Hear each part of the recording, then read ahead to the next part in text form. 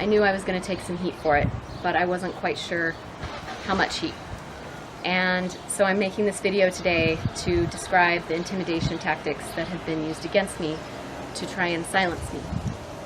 This has got to be pretty incredible to have this information and then have to come forward with it and have to expose it, and at the same time have these big companies that have a lot of money on the line put you in the eyesight of their targets, you know.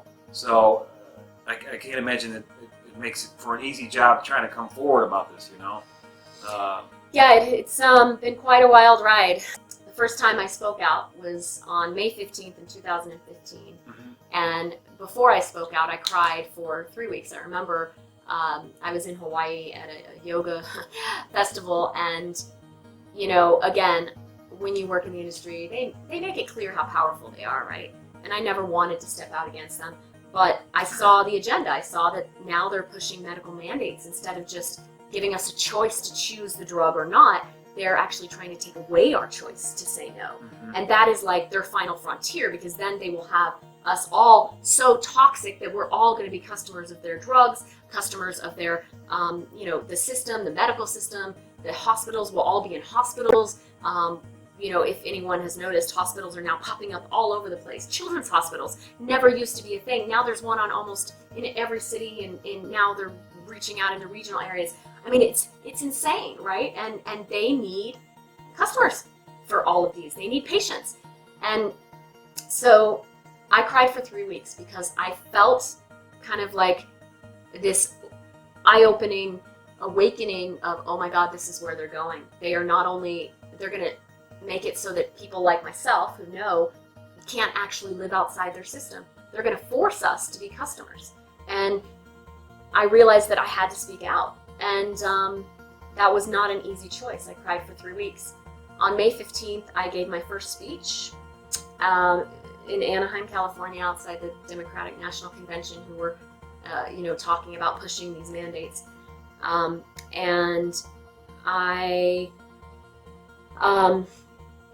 the first incident happened 2 weeks later.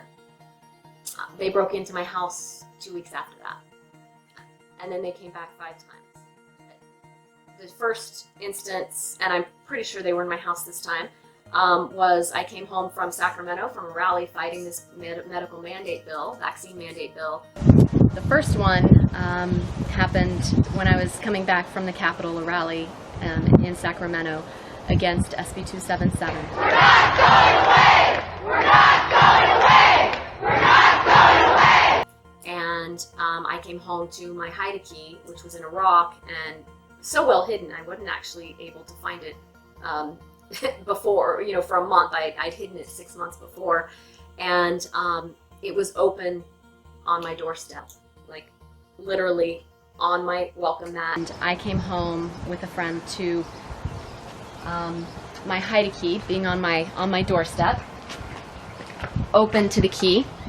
A year ago when I bought my house, I hid that deep in the bushes, and 6 months ago I had looked for it because I thought, well, it's probably not a good idea to have a key to my house right outside my door. I couldn't find it, but when I came back from Sacramento, that one time, it was about 2 months ago, that the key was on my doorstep, open to the key.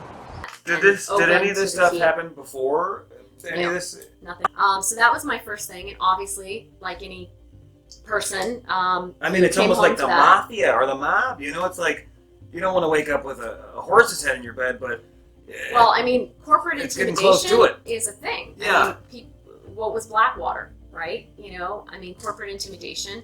Have you ever seen the movie The Insider? Right? I mean, this is known. I mean, they cover it up, but this happens. And by Blackwater, you mean the former company that was over in the Middle East? They changed their name. They did government contracting, but they also had a subset doing corporate. So, so you find it, your key's open. You had no idea where the key was, and here somebody happened to find the key and then put it on your front doorstep as a message, I suppose. So then, obviously, like most people That's do, not fun. I put on an alarm system, a very expensive alarm system. It cost me $2,500. And Oh man, yeah. I won't mention the company, but with probably the largest security company, alarm company in the U.S. That day I had my locks changed, and I called an alarm service, and I installed a $3,000 alarm system 2 days later. 2 weeks later, I was going to another rally in Sacramento fighting this bill, and I actually organized the rally that instance. And again, on my trip home from that was when I so I stayed overnight in a hotel that night. It was June 15th. And then I decided to stay, or June 14th, and then I decided to stay one more night. That was unplanned. So by then I knew that they were already watching everything. They were probably bugging my phone. They do this when you're an employee, so it's, you know, common knowledge that you're being tracked. And so, Yeah. of course, if you're speaking out against them, I assume I'm being tracked.